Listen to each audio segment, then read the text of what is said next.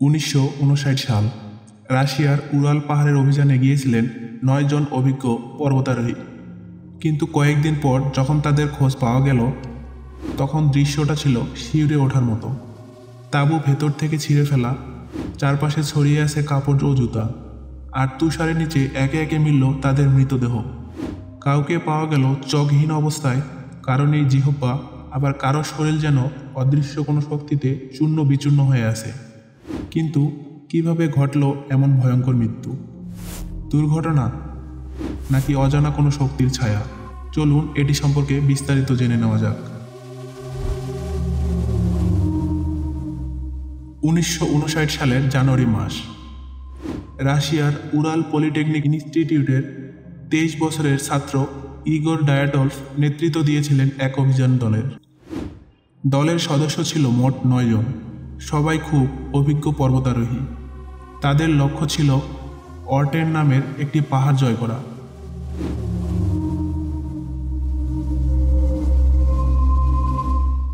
সব কিছুই ঠিকঠাক ছিল, ছবি তুলল, আবার ডায়েরিও লিখল।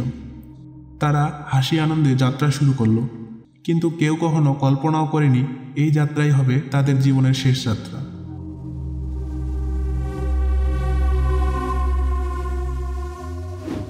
তাদের অভিযান ছিল নির্দিষ্ট সময়ের, কিন্তু নির্ধারিত সময় পেরিয়ে গেলেও কেউ আর ফিরে আসলো না। পরিবার আর বন্ধুরা উদ্বিগ্ন হয়ে পড়ল। এরপর সেনা আর উদ্ধারকর্মীরা তল্লাশি শুরু করল।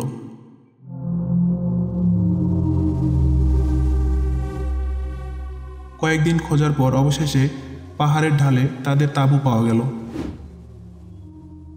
কিন্তু অদ্ভুত বিষয় হলো, তাঁবুটি কাটা হয়েছিল ভেতর থেকে। ভেতরে তাদের জুতা, কাপড়, ব্যাগ সব পড়ে আছে, অথচ তারা নেই। তাঁবুটির পরিস্থিতি পর্যবেক্ষণ করে বোঝা যায় যেন হঠাৎ করে আতঙ্কিত হয়ে তারা সবাই অর্ধনগ্ন অবস্থায় তাঁবু ছেড়ে দৌড়ে বের হয়ে যায়।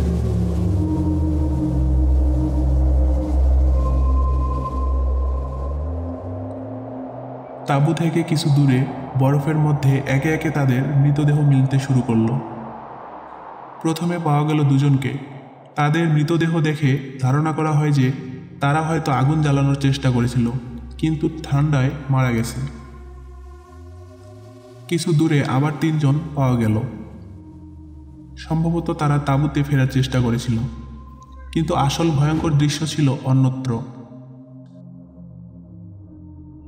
বনের গভীরে 4 জনের দেহ পাওয়া গেল, কিন্তু এদের আঘাতের ধরন দেখে ডাক্তাররাও অবাক হয়ে যান। কেউ মাথায় ভয়াবহ আঘাত পেয়েছে, কারো বুক চূর্ণ বিচূর্ণ হয়ে গেছে, কারো চোখ নেই, আর এক নারীর জিহ্বা নেই। অদ্ভুত ব্যাপার হলো, তাদের শরীরে কোনো বাহ্যিক ক্ষতচিহ্ন নেই, যেন ভেতর থেকে কেউ তাদের ভেঙে দিয়েছে।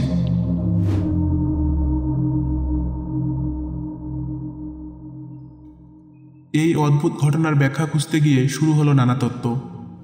কেউ বলল নিশ্চয়ই তুষারধস হয়েছিল, সবাই আতঙ্কে দৌড়ে পালায়।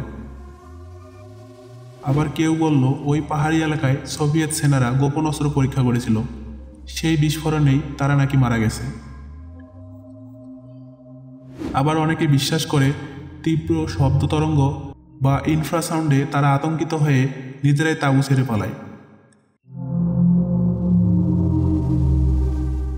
কিন্তু সবচেয়ে আলোচিত তথ্য হলো, তারা ভিনগ্রহীদের ইউএফও আক্রমণের শিকার হয়েছিল, কারণ সেই রাতে নাকি আকাশের অদ্ভুত আলোর ঝলক দেখা গিয়েছিল। সরকারি তদন্ত শেষে বলা হলো অজানা কোনো শক্তির কারণে তারা মারা গেছে। আর সরকার কর্তৃপক্ষ অনেক নথি গোপন রেখে তারা খুব দ্রুত মামলাটা বন্ধ করে দেয়।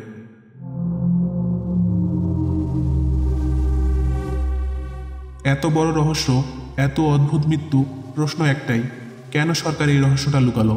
এটা কি সেনার গোপন পরীক্ষা ছিল, নাকি সত্যিই ভিনগ্রহী প্রাণীর আক্রমণ? এর উত্তর এখনো কেউ জানতে পারেনি।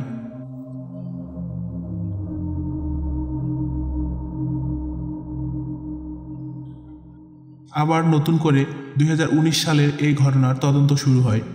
বিজ্ঞানীরা বলেন ছোট আকারের তুষারধসই নাকি এর আসল কারণ। কিন্তু প্রশ্ন রয়ে যায়, তাহলে কেন তাঁবু ভেতর থেকে কাটা হয়েছিল? কেন কারো চোখ নেই, কারো জিহ্ব নেই? আর কেন তাদের শরীরের ভেতর এত ভয়ঙ্কর ক্ষতি হয়েছিল? এই প্রশ্নগুলোর উত্তর আজও কেউ দিতে পারেনি।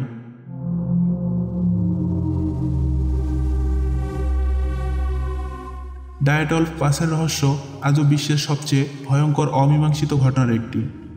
কি হয়েছিল সেই রাতে? প্রাকৃতিক দুর্যোগ নাকি সত্যি কোনো অজানা শক্তির ছায়া?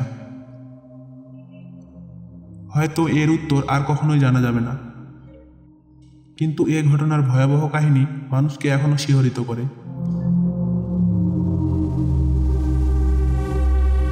আপনি কি মনে করেন, সত্যিই কি এটা ছিল একটি দুর্ঘটনা, নাকি ভিন্ন কোনো রহস্য লুকিয়ে আছে? আপনার মূল্যবান মতামত লিখে জানাতে ভুলবেন না। আর রহস্যময় গল্প পেতে আমাদের চ্যানেল রহস্যপথ সাবস্ক্রাইব করুন।